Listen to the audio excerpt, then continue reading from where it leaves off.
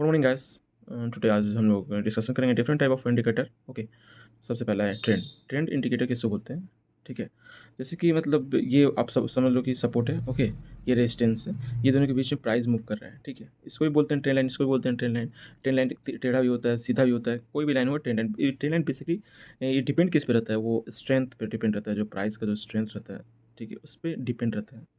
उसको example moving average से हम लोग लगा सकते हैं। ठीक है, अगर हम लोग ट्रेडिंग कर रहे हैं, ऑप्शन ट्रेडिंग या इंट्राडे ट्रेडिंग, तो मूविंग एवरेज से इजीली पता चल जाता है कि ट्रेंड अपसाइड है या डाउन साइड है। सो नेक्स्ट है मोमेंटम। मोमेंटम देखिए, मोमेंटम क्या होता है? Identify the speed of price movement. मतलब सपोज़ कि सपोर्ट या रेजिस्टेंस के बीच में कंसंट्रेशन कर रहा है, एक बार ब्रेकआउट किया, ठीक है, ब्रेकआउट किया, उसी को हम लोग बोलते हैं कि हम अब प्राइस में मोमेंटम आ गया है, इस स्टॉक में मोमेंटम आ गया है। ठीक है, और जो करंट क्लोजिंग प्राइस होता है, जो प्रीवियस क्लोजिंग प्राइस होता है, उससे हट के मतलब ऊपर की तरफ ऊपर की तरफ प्राइस आता है। ठीक है, इसी को बोलते हैं मोमेंटम। बेसिकली हम लोग RSI से देखते हैं कि अगर RSI अगर 30 to 50 है तो एवरेज है, 50 से ऊपर है तो आपको 50 to 70 है तो ये ठीक है, मतलब मोमेंटम है। इसमें 70 to 90 है तो वो ओवरबॉट हो गया, 30 से नीचे है तो वो लेस हो गया, मतलब कम। इसमें मोमेंटम नहीं है, इस प्राइस में मोमेंटम नहीं है इस स्टॉक में। ओके, और नेक्स्ट है वोलेटिलिटी। वोलेटिलिटी कैसे डिसाइड होता है कि कोई भी स्टॉक है? तो उसमें वोलेटिलिटी, आप अगर बाई करते हो शेयर या सेल करते हो, उससे डिसाइड करते हैं अपन वोलेटिलिटी क्या होता है। कि बेसिकली बोलिंजर बैंड लगा के हम लोग इंडिकेटर लगा के देखते हैं कि इसमें क्या है, वोलेटिलिटी है कि नहीं। ठीक है, इसमें क्या होता है? Major rate of price movement regarding direction. मतलब एक बड़े पैमाने में प्राइस मूवमेंट होता है, ठीक है, वोलेटिलिटी के चक्कर में। अगर डिमांड अगर सपोज कि अगर सप्लाई कम है, डिमांड ज़्यादा आ रहा है, तो जाहिर सी बात है प्राइस मूवमेंट करेगा। ओके, इसको हम लोग देखते हैं बोलिंजर बैंड की वजह से, बोलिंजर बैंड लगा के इंडिकेटर लगा के देखते हैं कि हाँ इस स्टॉक में वोलेटिलिटी है कि नहीं। ओके, नेक्स्ट हम लोग डिस्कशन करें वॉल्यूम। ओके, वॉल्यूम क्या है? वॉल्यूम इसमें देखते हैं कि strength of the trend based on volume of share traded. Suppose कि कोई भी ट्रेड कर रहा है ना, तो वो मतलब कितना ट्रेड कर रहा है उस हिसाब से मतलब वॉल्यूम डिसाइड होता है। ओके, इसमें वॉल्यूम है कि नहीं है। सपोज क्या कोई स्टॉक है XYZ, कोई एक स्टॉक है, अगर इसमें वॉल्यूम ही नहीं है, वॉल्यूम यानी कि डिमांड सप्लाई आ ही नहीं रहा है, तो उसका तो प्राइस तो कॉन्स्टेंट ऐसे चलता रहेगा, है ना। ये बेसिकली पैनी स्टॉक के समय होता है, अगर मोमेंटम आना होगा तो एक बार आएगा with the help of operator. इसलिए कभी भी आप लोग इन्वेस्ट करो या तो मिड कैप देख के करो, मिड कैप या लार्ज कैपिटलाइजेशन स्टॉक। इसको ऑपरेटर का भाव नहीं हिला सकता।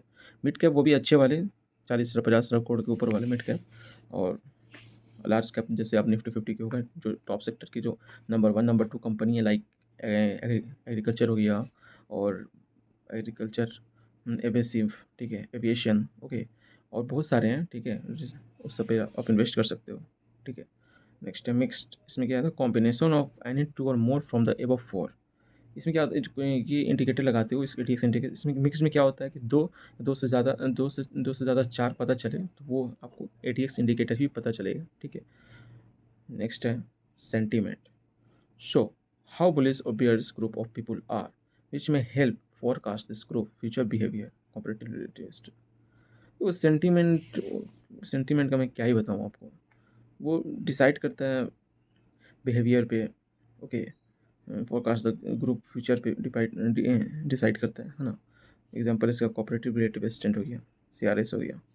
बेसिकली जो है ये सब इंडिकेटर है कुछ, अगर आप शॉर्ट टर्म या लॉन्ग टर्म इन्वेस्टमेंट कर रहे हो तो उसमें पता चलता है कि हमको कौन सा इंडिकेटर लगाना है।